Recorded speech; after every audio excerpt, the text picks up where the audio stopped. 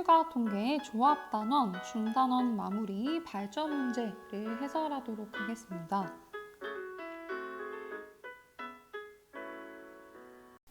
13번입니다. 방정식 x 더하기 y 더하기 z는 11을 만족시키는 홀수인 자연수 x, y, z의 순서상 x, y, z의 경우 개수를 구하는 풀이과정과 답을 써라 라고 했는데요.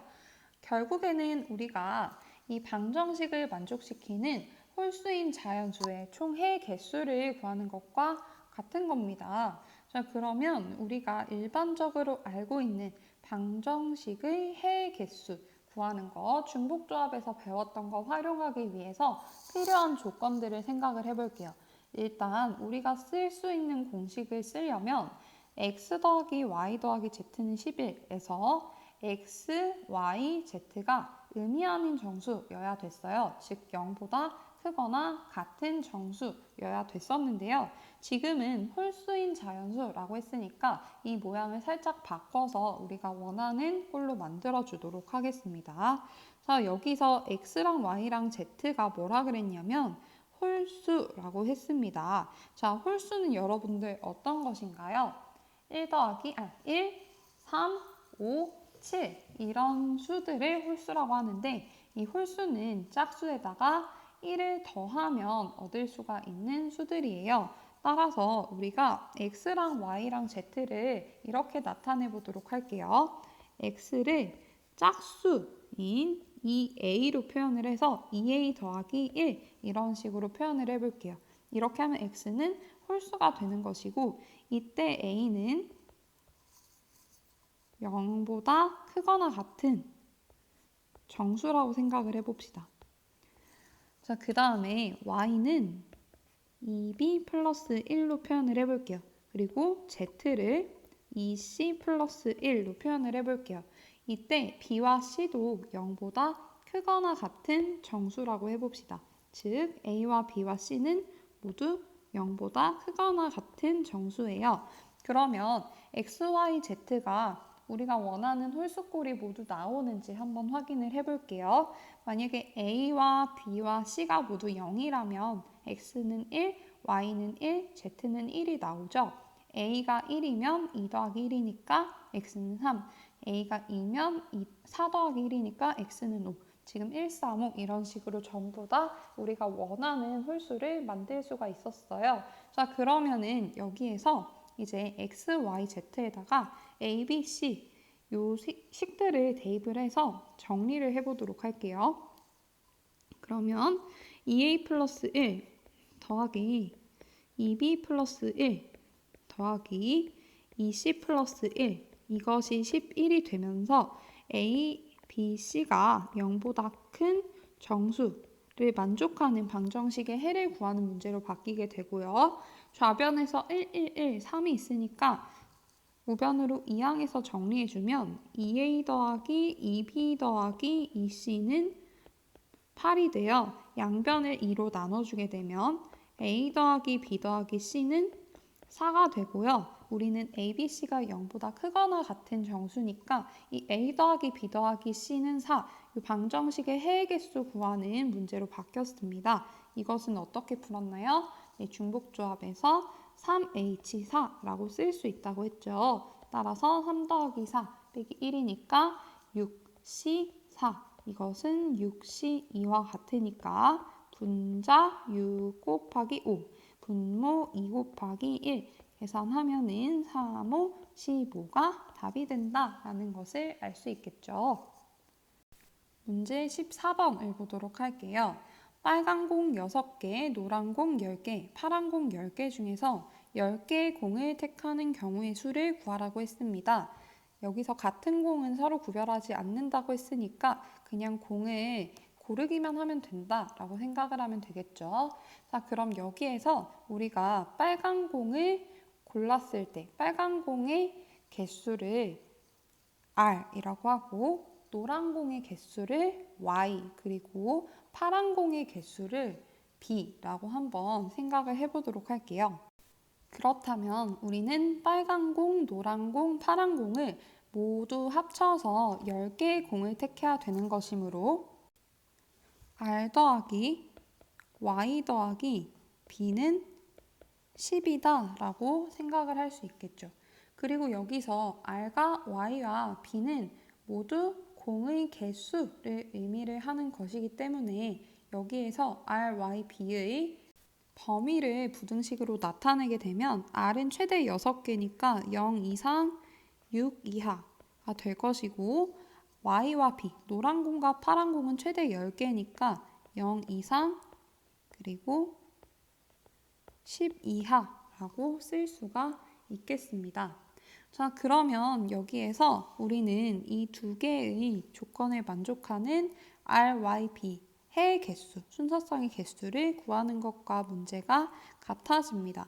그런데 여기에서 이제 뒤에 있는 요것은 잘 보면은 y랑 b는 어차피 최대 개수가 10개이기 때문에 y는 10에 해당이 될 수 있고 b도 10이 될 수가 있어요.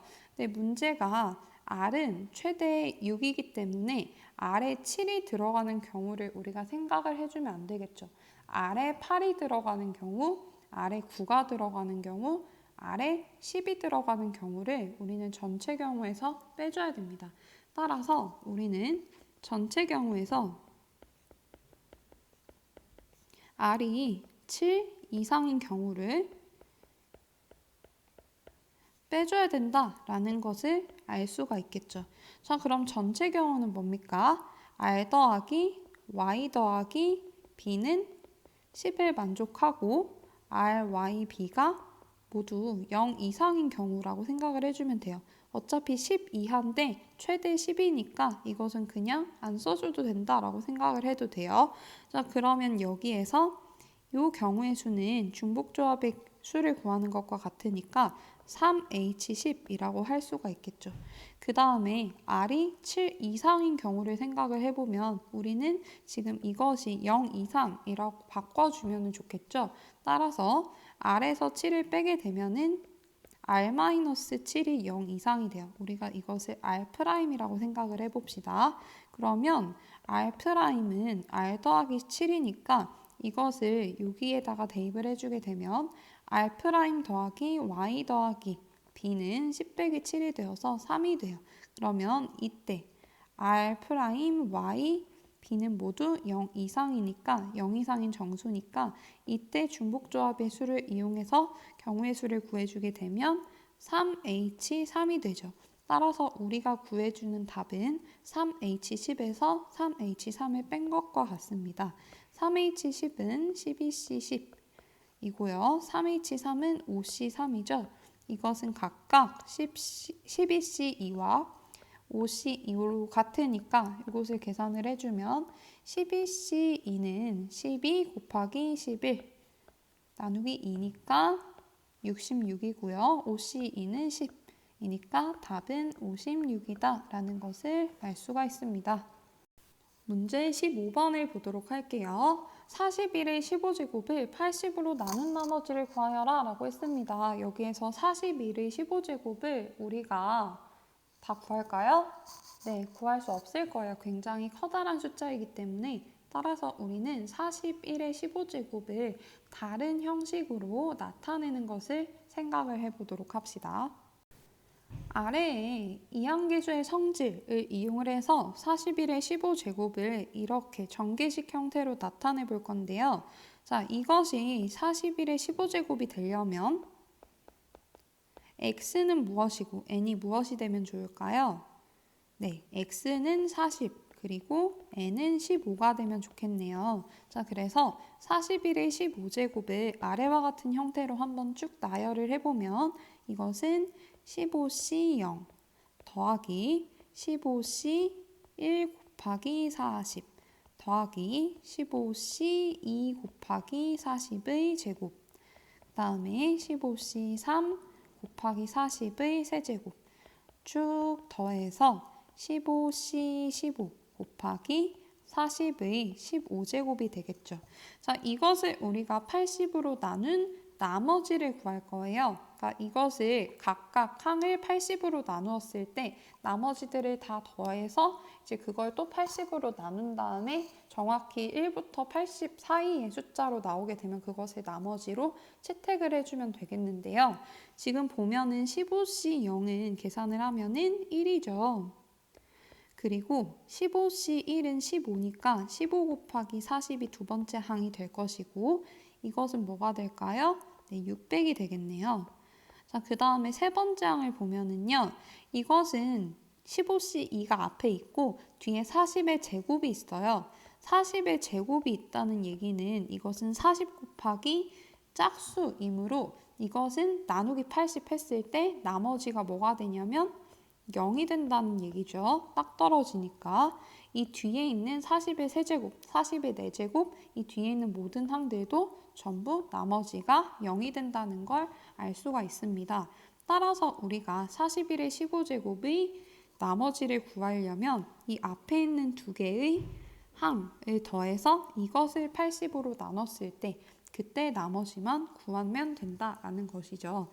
그러면 앞에 있는 두 개 항을 더한 것이 601이니까 이것을 80으로 나눴을 때 이것은 87, 56, 560에다가 41이 남으니까 나머지는 41. 따라서 답은 41이 된다라고 하겠습니다. 여기까지 우리가 조합단원의 중단원 마무리 문제를 모두 해결해 보았습니다. 정말 고생 많으셨고요. 우리가 다음 시간에는 순열과 조합단원의 대단원 마무리 문제를 풀 거예요. 문제가 총 17문제로 조금 문제를 푸는 데 걸리는 시간이 많을 수 있습니다. 수업 시간에 선생님 설명을 들으면서 같이 푸셔도 좋고 아니면은 여러분들이 미리 문제를 푼 다음에 어려운 문제만 해설 강의를 참고하셔도 참 좋을 것 같습니다. 그럼 여기까지 정말 고생 많으셨고 다음 시간에 봅시다. 안녕.